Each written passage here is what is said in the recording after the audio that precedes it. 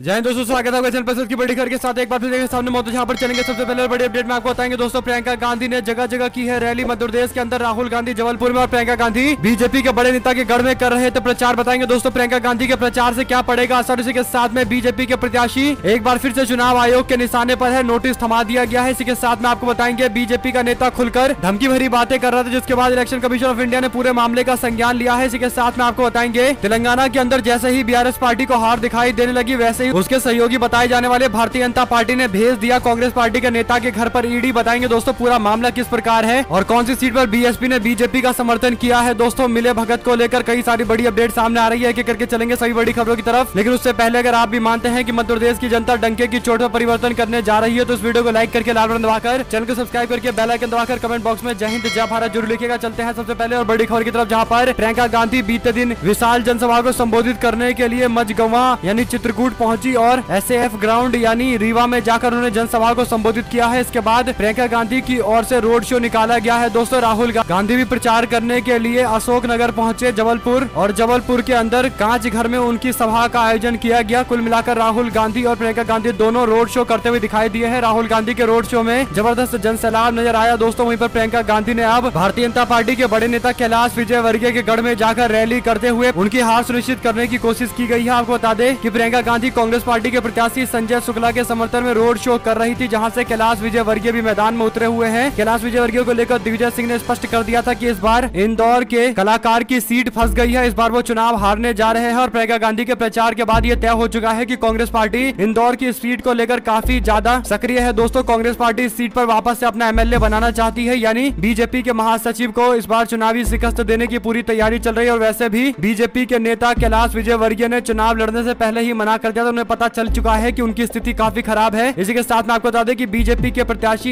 ईश्वर साहू को एक और नोटिस चुनाव आयोग की ओर से दिया गया है। दरअसल दोस्तों छत्तीसगढ़ में चल रहे विधानसभा चुनाव की प्रक्रिया को लेकर बड़ी अपडेट है। भारतीय जनता पार्टी के साझा से प्रत्याशी ईश्वर साहू को चुनाव के अंदर खर्चे का लेखा जोखा पेश नहीं करने पर आयोग ने दूसरी बार नोटिस थमाया है। आयोग की नोटिस का प्रत्याशी को 48 घंटे के अंदर जवाब देना होता है। उल्लेखनीय है कि ईश्वर साहू को बार बार नोटिस दिया जा रहा है, लेकिन वो नोटिस को इग्नोर करते जा रहे हैं। साथ साथ दोस्तों भारतीय जनता पार्टी ने सावित्री जगत को पार्टी से किया है निष्कासित। आपको बता दें कि बीजेपी की ओर से लिखे गए लेटर में कहा गया है कि भारतीय जनता पार्टी छत्तीसगढ़ के प्रदेश अध्यक्ष माननीय अरुण साव जी ने विधानसभा चुनाव 2023 के दौरान रायपुर नगर उत्तर विधानसभा में पार्टी के अधिकृत प्रत्याशी के विरुद्ध चुनाव लड़ने के कारण भारतीय जनता पार्टी की प्राथमिक सदस्यता से 6 वर्षों के लिए निष्कासित कर दिया गया है। ये आदेश तत्काल प्रभाव से लागू किया जा रहा है। कुल मिलाकर दोस्तों भारतीय जनता पार्टी के अंदर बगावत को लेकर ये बड़ी अपडेट है। इसी के साथ में मध्य प्रदेश के विधानसभा चुनाव के बीच बीजेपी को एक और बड़ा झटका लगा है। चुनाव के दौरान बीजेपी से नाराज चलने वाले नेताओं की कांग्रेस पार्टी में शिफ्टिंग जारी है। इसी बीच श्योपुर और दमोह के अंदर बीजेपी में फिर से बगावत सामने आई है। इस बार श्योपुर के अंदर बीजेपी के प्रदेश कार्य समिति सदस्य एवं पूर्व नगर पालिका अध्यक्ष दौलत राम गुप्ता ने पार्टी छोड़कर कांग्रेस पार्टी का दामन थाम लिया है। बता दें कि श्योपुर में बीजेपी उम्मीदवार पूर्व विधायक दुर्गालाल विजय को फिर से टिकट दिए जाने को लेकर ये सभी सीनियर नेता नाराज चल रहे हैं। श्योपुर में कांग्रेस पार्टी के उम्मीदवार बाबू जंडेल की सभा को संबोधित करते हुए पूर्व मुख्यमंत्री दिग्विजय सिंह के सामने श्योपुर के पूर्व नगर पालिका के अध्यक्ष दौलत राम गुप्ता, पूर्व बीजेपी के जिला अध्यक्ष रहे राधे श्याम रावत और श्योपुर जनपद की अध्यक्ष रीना आशीष मीणा समेत कई और समर्थक कांग्रेस पार्टी में शामिल हो गए हैं। बीजेपी छोड़कर कांग्रेस पार्टी में शामिल होने वाले पूर्व नगर पालिका के अध्यक्ष दौलत राम गुप्ता ने बीजेपी पर आरोप लगाया कि बीजेपी में एक ही व्यक्ति विशेष होने से पार्टी में मूल कार्यकर्ताओं की उपेक्षा की जा रही है। इसी के साथ में दोस्तों बीजेपी और आम आदमी पार्टी के लोगों ने कांग्रेस पार्टी ज्वाइन कर ली है। आपको बता दें कि कांग्रेस पार्टी में कई सारे नेताओं के शामिल होने को लेकर यह जानकारी अंबिकापुर छत्तीसगढ़ से सामने आ रही है। सैकड़ों की संख्या में बीजेपी और आम आदमी पार्टी के कार्यकर्ता है जिन्होंने कांग्रेस पार्टी ज्वाइन किया है। सीतापुर विधानसभा के प्रत्याशी कांग्रेस पार्टी के अमरजीत भगत के समर्थन में आगे काम करने की इच्छा जाहिर करते हुए ये फैसला लिया गया है। खाद्य मंत्री अमरजीत भगत ने उनका स्वागत करते हुए कहा कि निश्चित तौर पर कांग्रेस पार्टी के रीति नीति और सिद्धांतों से प्रभावित होकर ये सभी लोग कांग्रेस पार्टी में शामिल हुए हैं। इसी के साथ में दोस्तों मैंने